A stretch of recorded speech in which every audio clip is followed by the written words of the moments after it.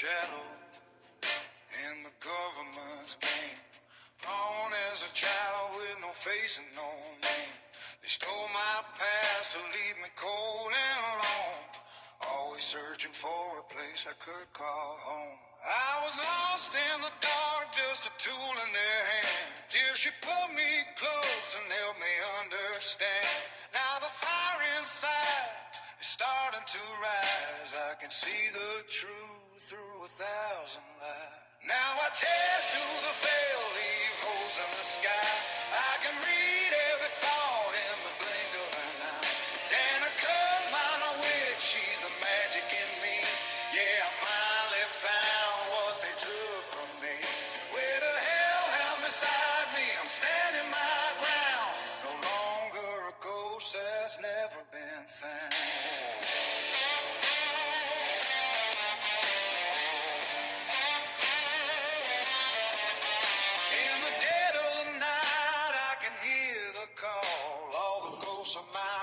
Scratching through the wall. My eyes change colors, the power has grown. With Crowley the hound, I am never alone. I used to be hollow, a man made of glass, but now I am reclaiming every year that has passed. Every memory is falling right back into place. I know every name and I remember every face. Now I tear through the veil, leave holes in the sky. I can read every thought in the blink of an eye. Damn, I come my way, she's the magic in me. Yeah, I finally found what they took from me.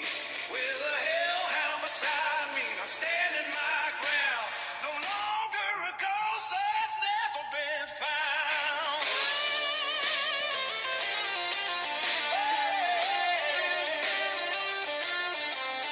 I ain't running no more, yeah, I'm ready to fight. Gonna settle that debt in the depth of the night.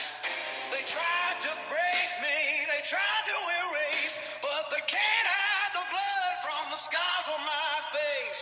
The veil is thin and the engine is hot. I'm taking back everything that they thought I forgot. Now I tear through the veil, leave holes in the sky.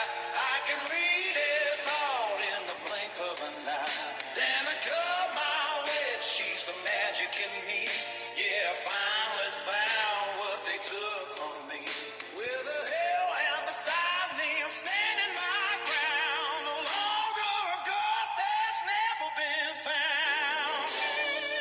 I remember it all now. Every single face. I'm coming for you in the dead of the night.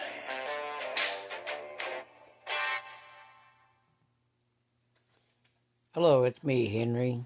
This is part 12. In the last episode, episode 11, I was telling you about that I've been gone quite a while and they put a chip inside of me. It chipped down a lot of things. It helped to heal me whenever I'd have problems. It was also a tracker, so they could track my comings and goings and precisely locate me at any given time. In case I decided to run, they'd know where to find me. That chip was also made to make me comply if the other means didn't work.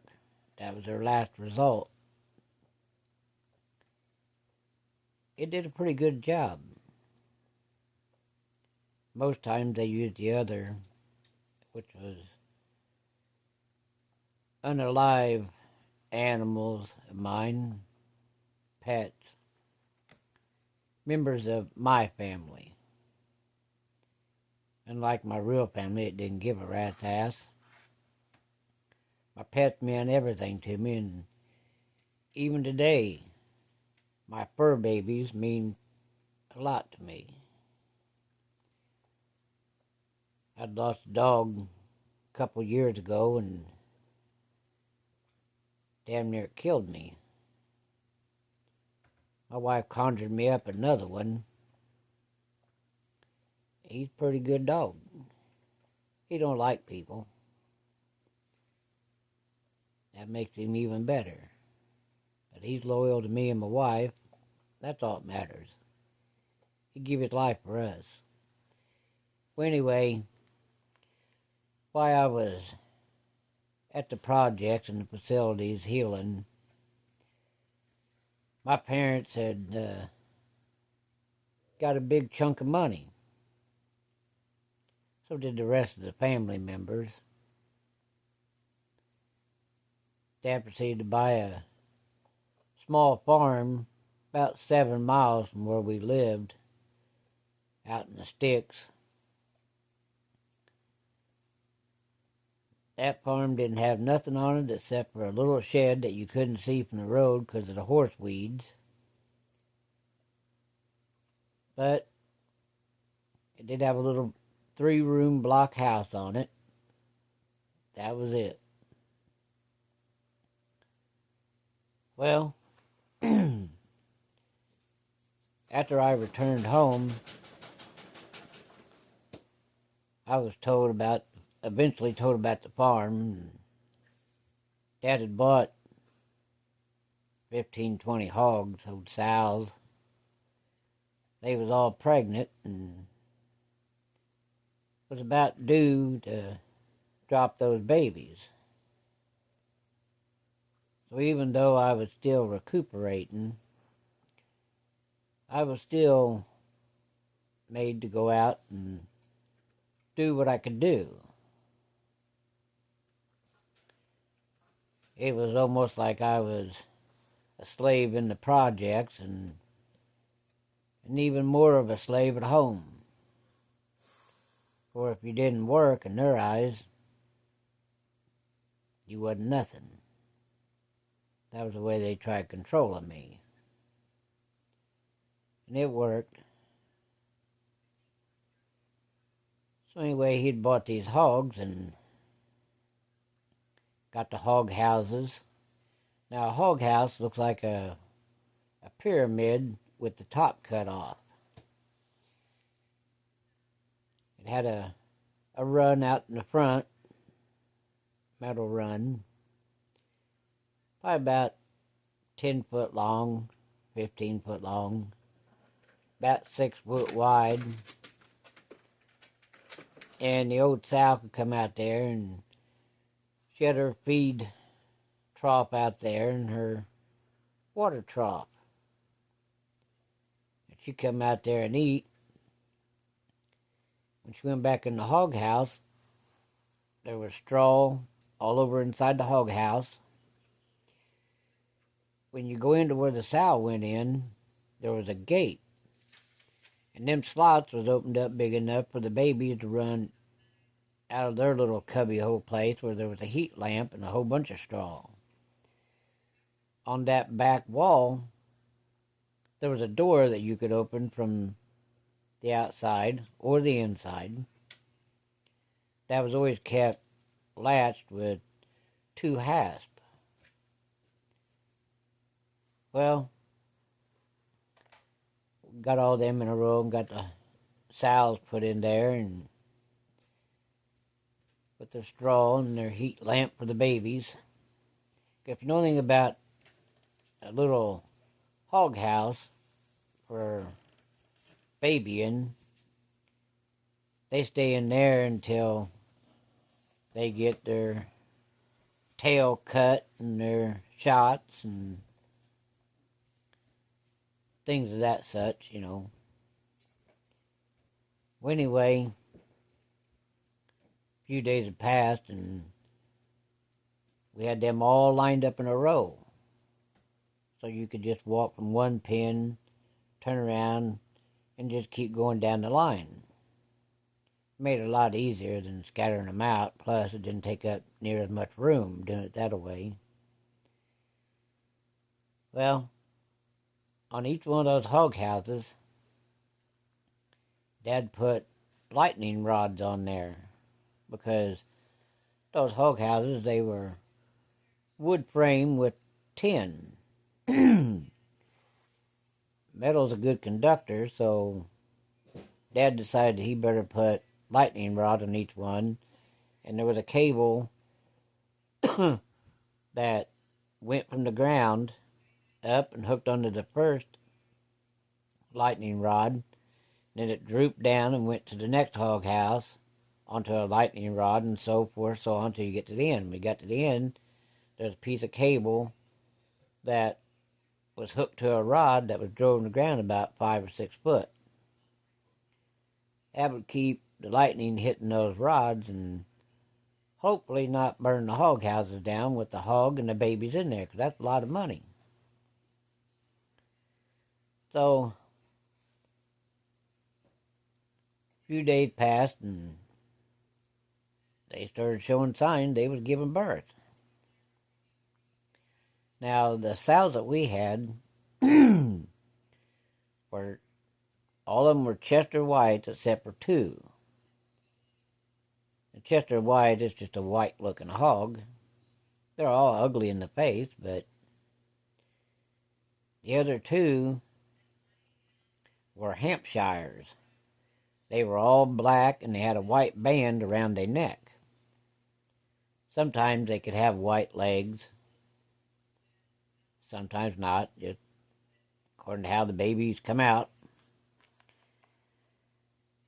So there was one of them old sows that she was real friendly. Those others, they wasn't very friendly. They'd bush at you and charge at you and hit their nose,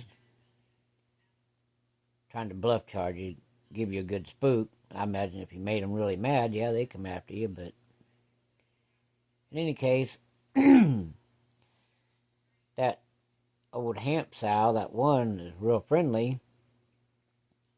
I'd go out there and talk to her and reach through the pen while I was putting her food out.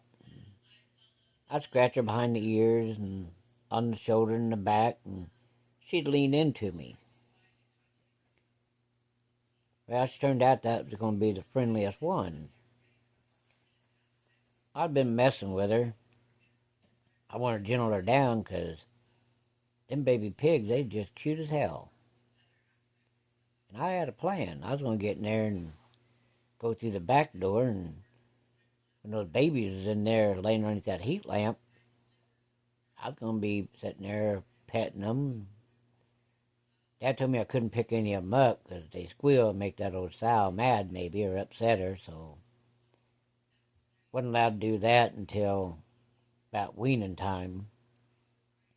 But I could still reach in there and pet them while they were sleeping. They would think it was one of the other baby pigs. So I went out there a couple times a day, and I'd pet her and while I was feeding them, and she was the one on the very end. Well, while she was out there eating, those babies would go back underneath that heat lamp where it was really warm. They like it about 80 some odd degrees when they're babies like that. So I'd open up the door real quiet and climb in and shut the door and sit there and pet them while they were sleeping. Well, hell, they thought it was another one of their little brothers and sisters. They never paid me no mind. Well, one day I was getting up to get ready and noticed there was a storm rolling in, so I thought, well, I better get them taken care of quickly and before it downpours. And I started hurting a little bit, and I was like, yep, it might even be an electrical storm. Well, before I get to hurting too bad, I better go out there and feed them and check the babies, count them, make sure there ain't no deceased ones. And I went through all the hogs feeding, and I got to the end, and the old Hamp was in there, and she come strolling out there, and I poured her some slop and some feed in her trough, checked her water, scratched her a few times, and noticed the wind was picking up. Sky was getting real blackish green, dark blue. But I got tied up in the moment, and I wanted to see those baby pigs before I went in. I go around to the door, and I unlatched it real easy and quietly and opened it up, climbed in. Well, I got to playing with those babies, petting them, reaching to the straw there and petting them, and kind of lost track of time, forgot about the storm coming. While I was sitting there petting them, my body started picking up on a vibration. That should have been the clue to get out of there and vacate. But I was having too much fun.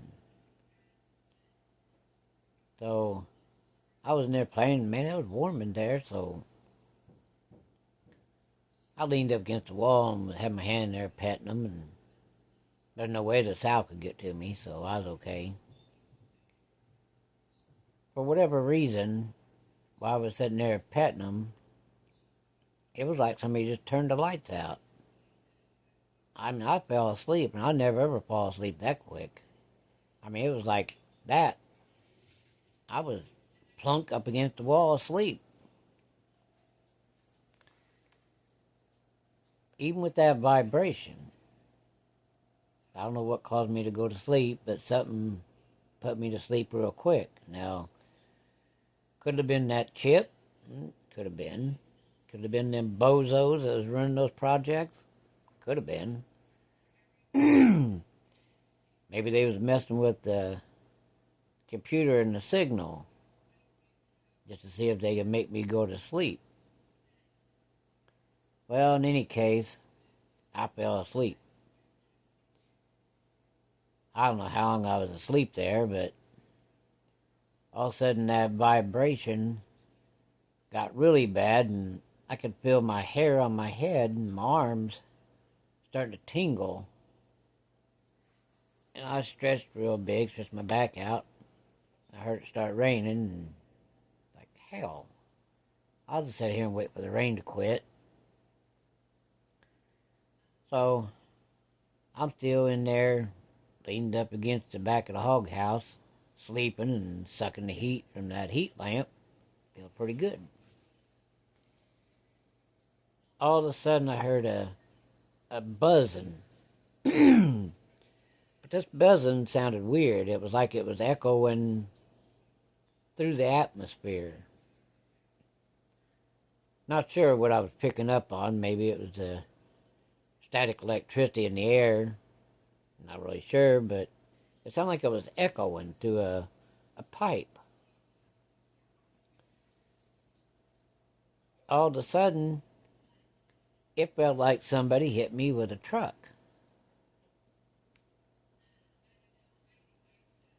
My hair was singed.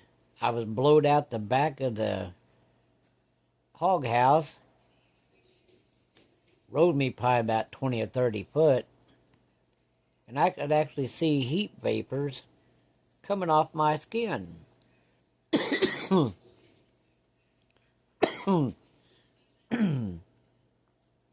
had no clue what the hell just happened. But anyway, I'm sitting there and rain's beating down on me and a little bit of hail. And I'm shaky as hell. Just real wobbly and just off tilter. I couldn't get my balance. Finally, I grabbed this tree. I noticed every one of my fingernails was black. I could smell singed hair, and that's the stinkingest thing you can smell besides a skunk. So I'm getting up, and I can't find my hat. The soles of my shoes had melted. What the hell? So I'm leaning against this tree, trying to get my balance, trying to find my balance, and it feels like the earth is shaking, but it's not, it's me. That charge. So I thought, hell with the hat, I'll just get me another one. I headed in the house, and when I grabbed the door handle, there was a release of energy, and kind of like when you rub your feet and you touch somebody, that spark. There was a bunch of little sparks coming out my fingers on that door handle. So I hurried up, twisted the handle, and went in, and I didn't make it very far, and I fell flat on my ass. My dad come running over there and helped me to my feet, and he goes, "What the hell happened?" I said, "I don't know. I was in the hog house and fell asleep playing with those baby pigs after I fed everybody and watered them. Next thing I know, I went crashing through the back wall out into the weeds. Landed up against a tree." He said, "Where the hell's your hat?" "I don't know." He goes, "My God, look at your fingernails. They're black." I said, "Yeah. Smell my hair." Any place I had hair was singed. Just slightly, but it stunk. He was like, "God damn, you better go jump in the bathtub." So he said, "You sure you're okay?" I said, "Yeah, I just feel a little bit, shaky." He goes, "Well, just sit down for a little bit, and you get done, go in and run you some water and take a bath. And if you want to, just go ahead and go to bed. You must have got hit by lightning." He said, "You sure you weren't on the outside?" I said, "No, I was on the inside." He said, "Well, you go ahead and I'll run out there and make sure the pigs are okay." And he said, "Did it blow the door off?" I said, "I don't know. I don't remember, to be honest with you." So he grabs a raincoat and he goes out the back door, and I make my way to the bathroom, run me some hot water, and went in and got me some clothes, and I went and jumped in the bathtub. Well, I got to relaxing in the bathtub and fell asleep. I washed my hair real good, and laid back in the tub, and I went to sleep. Heard a crack of thunder, and I come from laying in the bathtub to standing outside of the bathtub. It scared me that bad. I thought I was going to get hit again. So I'm shaking and drying off, and put my clothes on and comb my hair, and go in the living room, and he come in, and he'd just laugh. I said, "What's so funny?" He goes, "Those baby pigs were as dry as could be in there, asleep." He said, "But you ain't going to believe what I found." I said, "Yeah, what'd you find?" He goes, "The door wasn't blown completely off the hog house. It was just blew open." He said, "But it got charred. You could see the black on it." He said, "I found your hat." "Well, what was left of it?" I said, "What do you mean what was left of it?" He goes, "Only a portion of the bill. The rest of it was burnt." He said, "You must have took a hell of a hit." He said, "But normally it would hit those storm lightning rods and go into the ground." I don't know. Well, for years later, he tried to figure that one out, never could. I heard I must have been the biggest lightning rod in there. After that, I didn't go out in the lightning very much. Tried to stay away from it. That was the first time I got hit. Years later, me and Dad was standing there in the house and watching it storm through the back door. Well, me and him both smoked. He goes, "Well, let's go have a smoke, and then we'll come back and sit here and watch the storm out the back door." "Oh, hell yeah, all right." I said, this years later. We start to step away. Lightning come through the screen. Grazed across my shoulder, burnt my jacket and my shirt, made a black mark on my shoulder, hit between the wash machine and the dryer, and as it hit in there, it looked like a welding rod. Stitched all the way to the floor. and it followed the drain pipe out. It melted the fuse box. Put me on my knees. That was the last time I was ever hit by lightning. I took precautions from then on. For that, I must have been a lightning rod myself. Or that damn chip.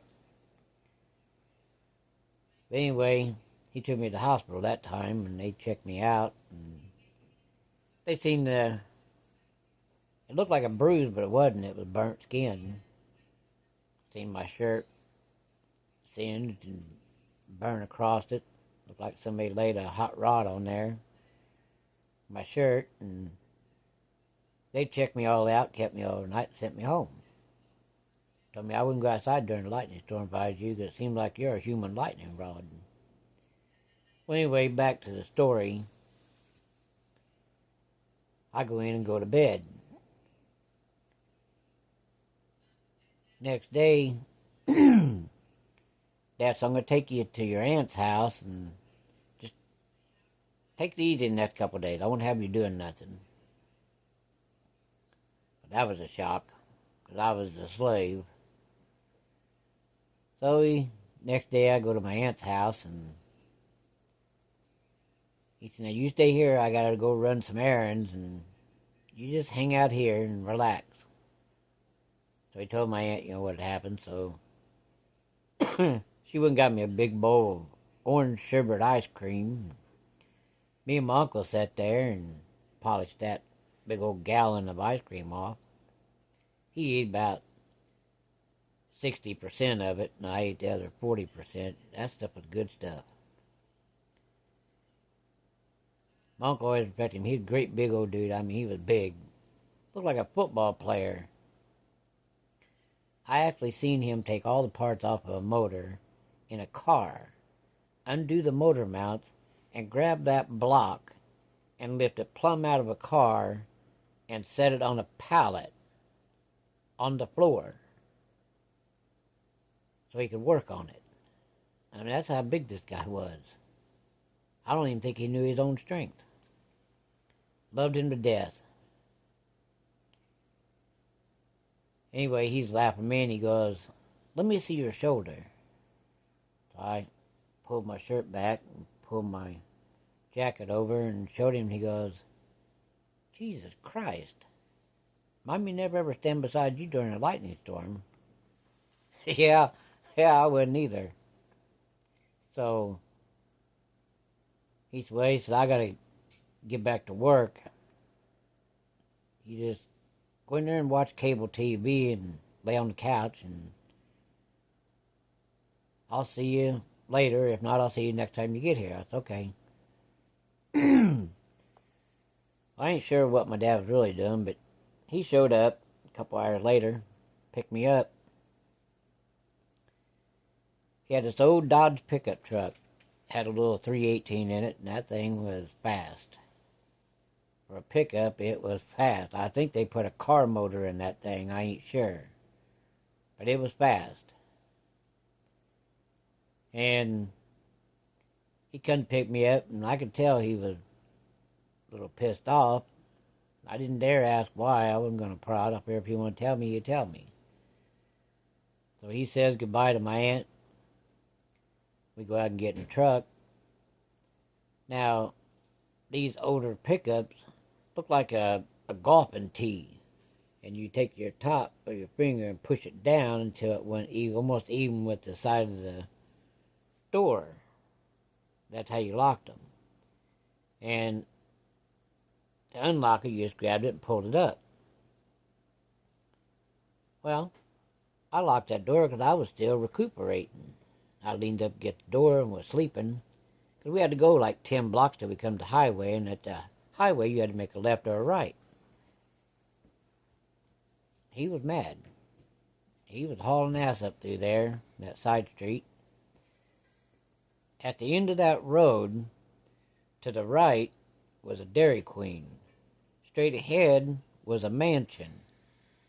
And they had these two, it looked like two pyramids, and the tops were cut off, and they had a wrought iron, looked like a bolt go down through it, and it had two big old round loops. Well, back in the old days, because that's an old-time mansion from the 1800s, they'd run a pole through there, just a wooden pole. And when the carriage would pull up there, they would hook a rope to that, put a feed bag on the horse's mouth so he could eat, and that horse would not be tugging on that pole. Well, years had passed, and that wooden pole, they put the street in, and they took the wooden pole out and just left the pyramid deal up with the rod in the center and that big old wrought iron loop. Like a chain link, but it was round instead of oblong. My dad come flying up through there. Didn't even stop at the stop sign. He just tromped that truck as he went around that corner, and he was already running 55. He shot out there. That door somehow flipped open. I rode across both lanes of the highway, right up into the edge of the yard, just where you get to the sidewalk, and my side hit that pyramid horse tie. Now, from where I hit, fell out and hit there on that horse tie, it was probably about almost 2 blocks, block and a half, almost 2 blocks. I hit that thing, bounced off of it, broke all my ribs on my right side. Luckily, when I fell out, I put my arms out like a cat trying to grab something. Otherwise, it would have probably broke my arm and crushed the side of my face. But luckily, it just broke all my ribs, which didn't feel too good. I jumped up, I ricocheted off of that thing, got up, and I ran down to where the next street was. And my dad's watching me in the rearview mirror. The people, when I fell out, that was coming toward me, they started locking the brakes up. Thought that I was going to hit and bounce back out in the road. They was in shock. My dad turned in, and I was standing in the corner holding my side, gasping for air. A little bit of blood coming out of my mouth. He opened the door and said, "Get in, get in, get in." Well, I just broke all my damn ribs because of his stupidity. I'm trying to get in the truck, and he grabs me by the back of the hoodie and pulled me in. "Get in here." "Hell's wrong with you?" And these two cars pulled in behind us. So I reached over and locked my door. I'm pulling that door to make sure that somebody's latch, because for some reason, it come undone. Actually flipped open. Those people come up there, and the one guy come to my side, another guy and a woman come to the other side, Dad's side. And the guy looks at me, and he's looking me up and down, and he's like, which means roll your window down. So I'm holding my side, trying to breathe. It's hard to breathe. And I'm trying to roll that window down, and he goes, "Are you okay?" I saw him, I'm having a hard time breathing. I got blood coming out my mouth. He goes, "Where do you hurt?" I said, "My ribs. That's the only thing that hurts. That just tastes like iron in my mouth." He goes, "That's the taste of blood." He goes, looked at my dad, and he goes, "One of us is going to be in front of you and one's going to be behind, and we're going to turn our hazard light on, and let's get him to the hospital because he might have internal injuries." So all three vehicles were driving like a madman, and nobody wore seatbelts back in those days. It wasn't enforced. Nobody even talked about it. But they gave me to the hospital, and I could hear them talking to Dad and the doctor and the attending. They was all shocked. They said he bounced off that thing and landed right on his feet and started running. Like he wasn't even hurt. He actually beat his dad to the street, which was like a block and a half. Of course, my mom was working there then. She come in there and whispered something to my dad. My dad whispered something back to her, and Dad said, "You people can go in there and sit in the lounge while he's getting checked out. Thanks for helping us get him here without any delays."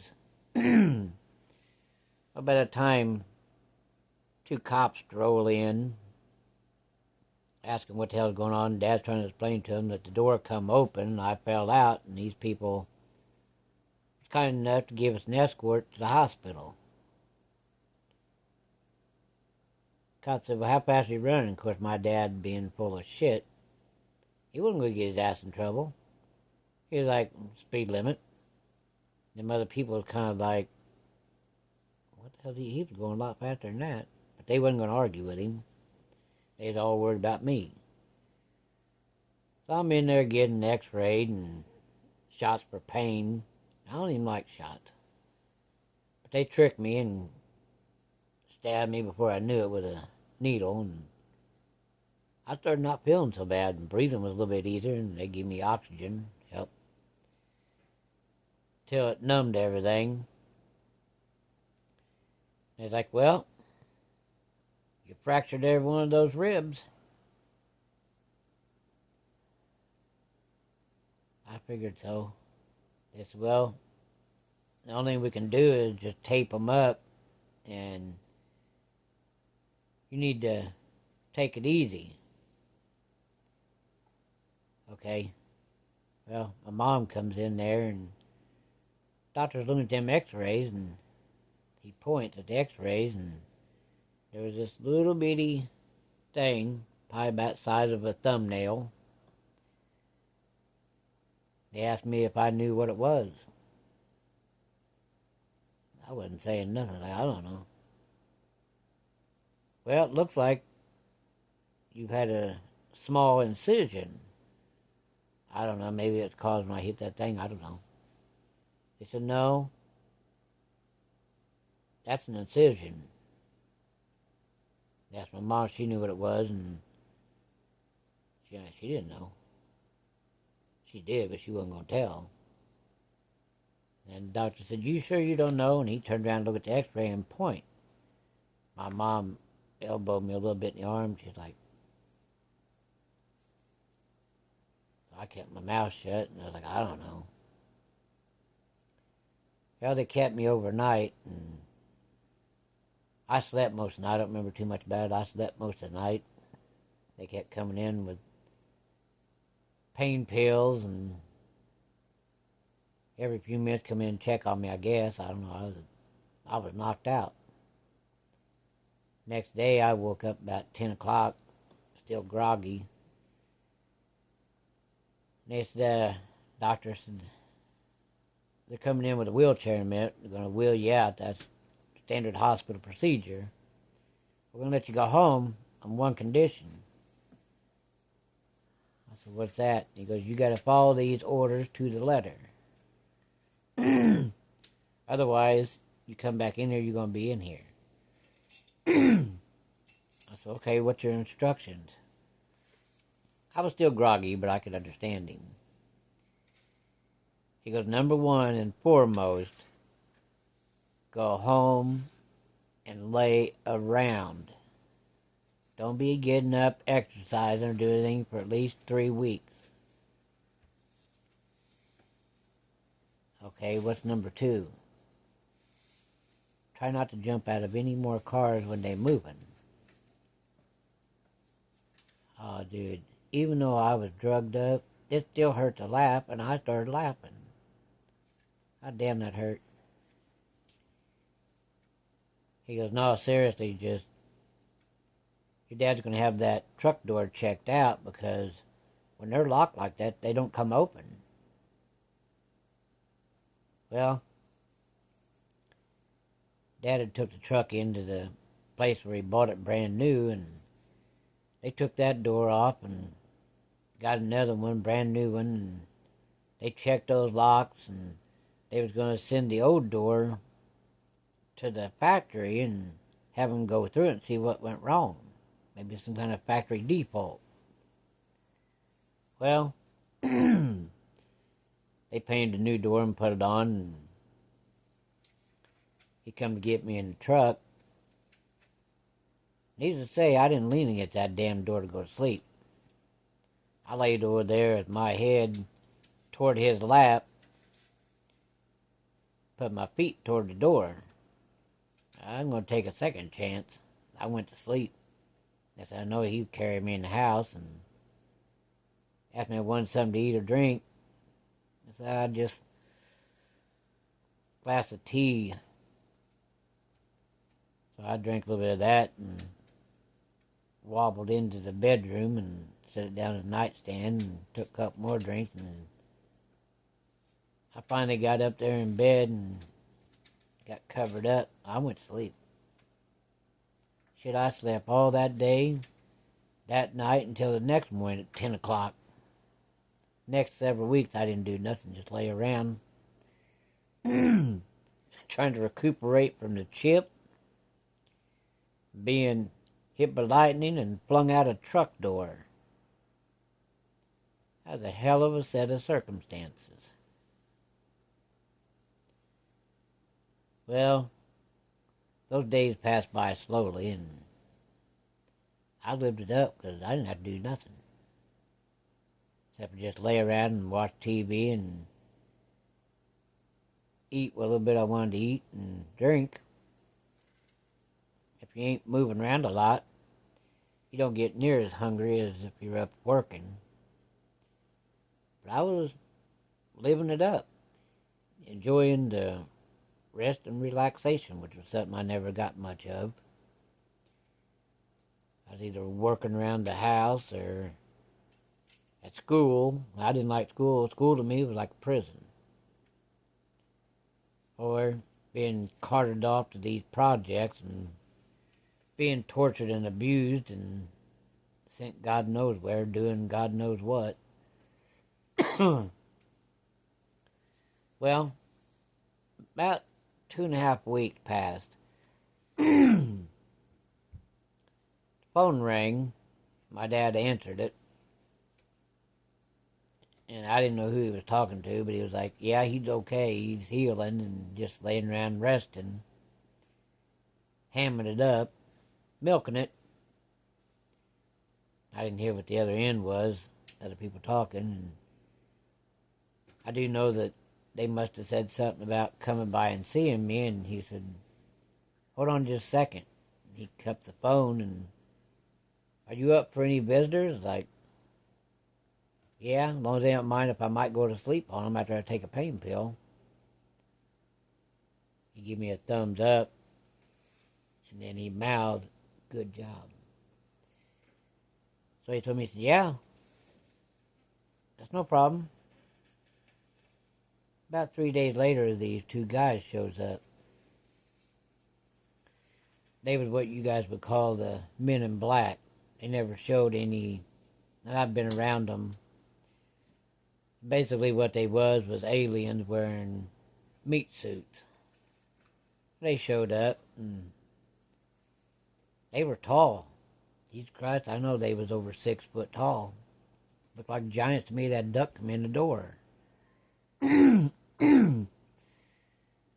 Well, they showed up in that black Cadillac, which I'd seen those before.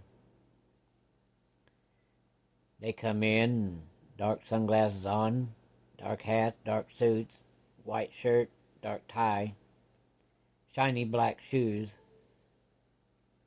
Them shoes I don't think I've ever seen a speck of dirt. But they as shiny as a diamond in a goat's ass.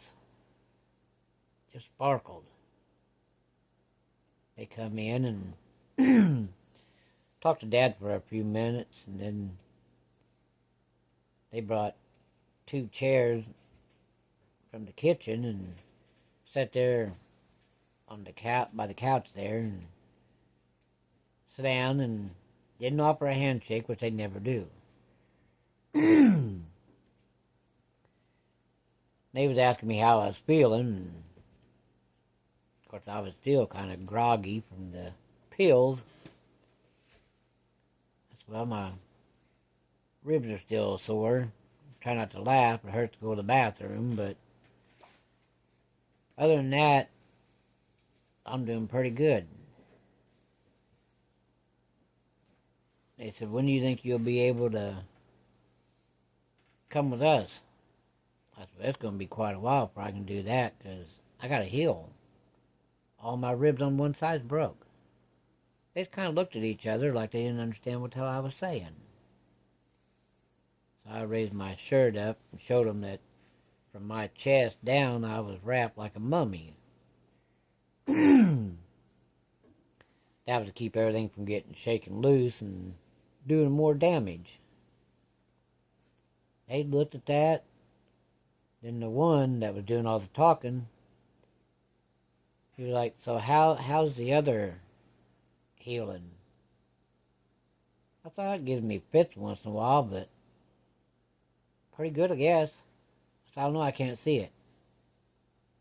I said, but just so you know, at the hospital they noticed it and they was asking questions about that chip. The guy just looked at me, blinked a couple times, and what'd you tell him? I told him I didn't have no clue.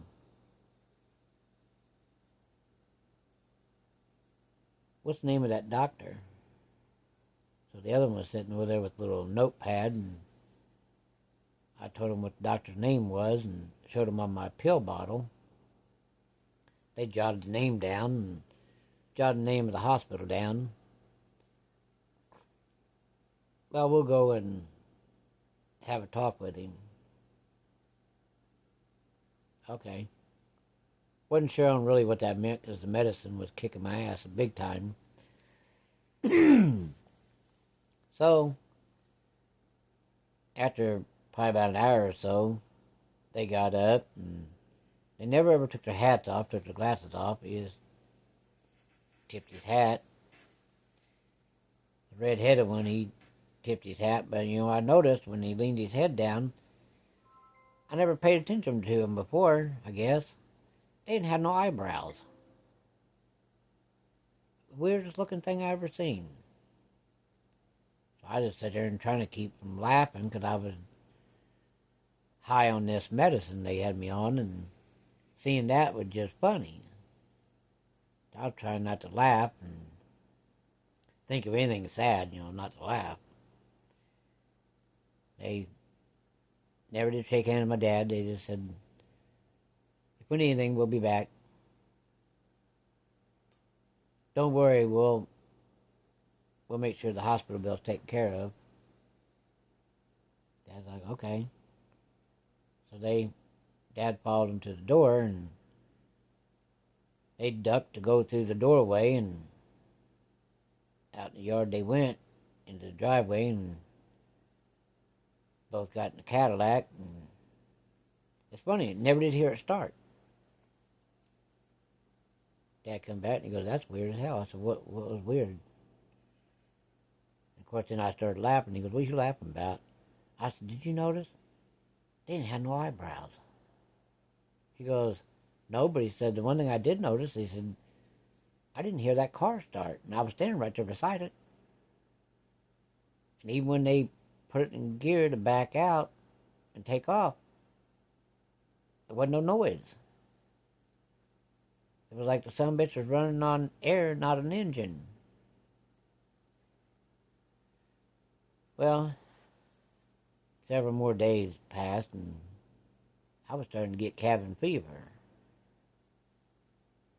So I'd grab a cane and go out on the porch and sit in a big old chair, watch the birds, get some fresh air. And eventually I healed enough that I started walking around the yard a little bit, trying not to step in no holes and hurt myself any worse.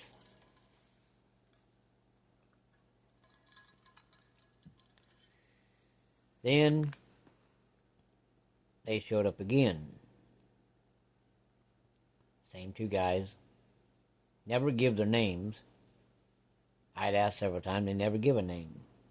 They just look at me like I was stupid. Are you ready? You need to report back, and they're going to do some checking, make sure your injuries are healed. I said, well, I feel pretty good. So, got in the car with them, and I only remember going down. There was just past the house. There was 2 houses, one on each side, and then you went down these 2 small hills, and then it was flat before you had to go back up. I didn't even make it to the bottom of the second hill. I was out like a light. It was like somebody just turned the switch off. Well, started hearing somebody talking. But it wasn't like it was talking out here, out around me. I was hearing it in here, and here. When I woke up, I was back at Long Island, up there at Montauk, and they had asked me how the trip was. I said, I don't know, I slept. I said, I kept hearing somebody talking. They was like, well, we've been trying to work with this thing and adjust things, and we're still trying to dial you in. What do you mean by dial me in? Well, we send you messages through frequencies. You was born like that. That was built into you to pick up on frequencies. So you did hear something? I said, yeah, I heard some guys talking. I couldn't tell if they were talking to me or what. And they said, well, you get rest today and tomorrow, and then the following day, we're going to check your ribs and check your incision and see if this chip is helping to heal you. I said, well, it must be, because I'm not in no pain. I said, which is unusual. The doctor was kind of shocked that I wasn't having any kind of pain. The guy said, well, it sounds to me like the chip's working, but we still need to check. Well, come the day of the test, and they put me in this big tube-like thing. I found out later on it was an MRI, and they was spinning that damn thing, and I could hear it spinning. Told me not to move. I was supposed to lay real still. Now, I was trying to think of anything I could think of not to laugh. I mean, I was thinking about anything I could think of that was sad. It seemed like I was in there forever. Now, I ain't got no problem with laying down, but a lot of times if I lay down, I'm going to go to sleep. So I'm laying there trying to think of all kinds of stuff so I don't go to sleep, I don't laugh. Finally, I heard that thing slowing down, slowly but surely. They slid me out of there on this table thing. They said, well, we'll look at this here and we'll let you know tomorrow. So I got taken topside and sat out there, and those 2 same guys, men in black, there wasn't no other name for them. They never give me a name. They walked me around, one on each side of me in case I had a problem. I was enjoying the breeze, nice and sunny out. Well, I just happened to look on the walk and seen this one building, and I was curious about it. They said, would you like to go in and have a look? You can go anywhere you want to on this base, as long as we're with you. Well, hell yeah, I'm like Curious George. So they opened the door and took me in, and there was a whole bunch of rooms and hallways and different little rooms here and there, and there was an elevator. So they took me up 2 levels. It opened up and it looked like it was one of them garages like I'd suspect was in New York City. Big parking garage. So, door open, I step in there, and I'm like, how the hell would you get a car up here? They just kind of looked at each other like I was speaking Greek or something to them. And I said, no, it looks like a parking garage. So how do you get whatever it is you're working on, whatever it is you're parking, how do you get it in here? Well, I noticed at the other end, it was open to the air, but there wasn't no air coming in there. So I started walking toward the big opening, great big opening. It's probably like 20 foot wide by 10 foot high. Got to looking and trying to look down, and I say, what's this for? One looked there and he goes, should we tell him? He goes, well, first let's take him up topside. So they put me in the elevator and we went up. You come out in a doorway, opened that door and there was a set of stairs, and you went up one flight of stairs, and there's another door and you open it and you're on top of the roof. It was an octagon shape. He said, this is where our crafts land. Nighttime we land here on top. Daytime we come in, we had come straight in off the ocean and go through the slit into that downstairs in that parking garage you called it. Well, I'll be damned. That explains a lot. They said, would you like to see somebody? I was like, sure.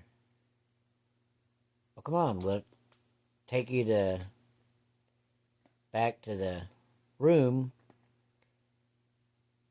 and we'll introduce you to some of the aliens that come in here. Now, are we talking Mexicans? Or are we talking aliens? That was before I knew that aliens really don't come from up there. They've been on this earth the whole time. Even before they created us. But us hairless monkeys can get tricked real easy. Well, the aliens created Bigfoot to mine. They created Dogman to keep them in line. If they get out of line, they stick the dogs on them, which is the Dogmen. Well, there were some hell of a battles, I guess, from what I was told. They decided they needed something that was strong, but not as strong as the Bigfoot. That was more accessible, easier to deal with. Well, you ever heard the story Mark Twain told? That God created apes, then he created monkeys. He got tired of them throwing shit at their own cages and throwing shit at him, so they created man, and then the next day he regretted it. So did the aliens. Because we were docile for a while until they started giving us more and more knowledge. Then we learned how to barter. Man got greedy. The alien was like, see ya. They got in their crafts and they went upward, up into the sky. Well, being hairless monkeys like we are, back in those days we wasn't too bright. I still wonder about civilization today. I don't think we got much smarter. We may have advanced a little bit, but we're still throwing shit at each other. They would go up into the clouds, disappear, take a portal back into our oceans and underground. They was hiding there the whole time. and not a single soul knew it. Well, they take me down this hallway into this laboratory, and I'm thinking I'm going to be checked out again. These aliens was running around, little 3-4 footers, grays. They was so ugly they was cute. Big old giant bug eyes. They didn't talk like the rest of us. They had a little slit for a mouth. But they would talk to you here, mind talk with you. That was fun. Scared the shit out of me the first couple times they did it, but I got used to it. But I decided it was going to take me 8 levels below, place that was off limits. I was always told never go past 7. So they take me down there. The elevator opens, and it's like you walk into this cage. And there's all these reptilians. They aren't very friendly. They're always looking to get the upper hand. And yes, they will do bodily harm if they got a chance, and worse.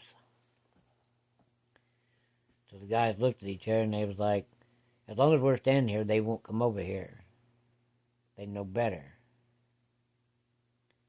We need to get out of here because, like a snake, I wouldn't trust them if I was you. So I got a good look at them, and they were some ugly sons of bitches. Scary as hell, because I don't like snakes. I don't like alligators either. Remind you of a cross between that and a lizard. And they were big.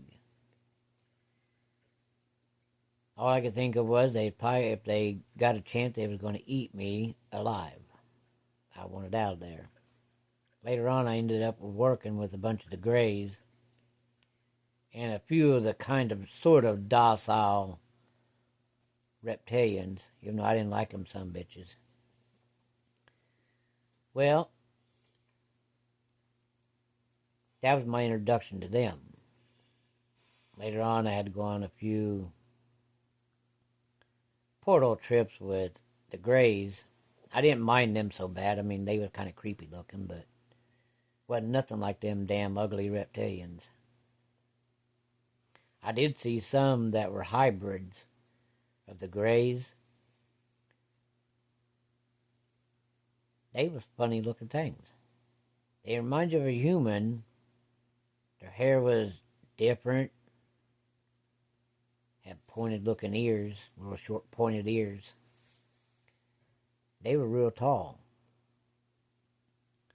Then I met some of the Nordics, and they even look even more human-like. And let me tell you, I never forgot that. There were so many different types of them aliens that almost like people. You know, you have Russian people, you have Polacks, you have the black people, colored people, whatever the hell they're calling them nowadays. I don't know what the hell they're calling themselves nowadays. I try to stay away from them. The Jews, the Mongols, and, well, same with aliens. There are different varieties of them things. But out of all of them, the Nordics, that's them real tall albino jackrabbit bastards, and those Greys were the most friendliest. I mean, you didn't see them running around singing zippity-doo-dah or nothing, but the Nordics acted more similar to us. But they wasn't ones that run around laughing their full head off. Or here, pull my finger, telling jokes. They were just straight to the point. They wasn't too awful bad to work with. Well, it's getting kind of late, and I got a date with my wife. So that was a little more information there for you to kind of digest. So you take all that in. If you liked anything I've said, or learned anything from anything I've said, or was interested, maybe you give me a thumbs up, a like, a comment, anything. Maybe even subscribe. It don't cost you a dime. It's like a smile. It won't cost you a dime. You just have to work a few little muscles there. Nothing that exerts you. But I'd appreciate it. Stay tuned, because I'll give you even more information that's a lot more strange than what you've already got. It only getting stranger with me. We got a long ways to go, and I got all kinds of time. At least I think I do. Unless somebody picks me off or mysteriously runs over me tomorrow. If they do, you know what happened. Some son of a bitch got to me. But if not, good Lord willing, and the creek ain't a-rising, I'll be back. So, I'll see you in the next one. Y'all have a good night. Be good to each other. Don't take no wooden nickels. Thank you. This is Henry saying good night.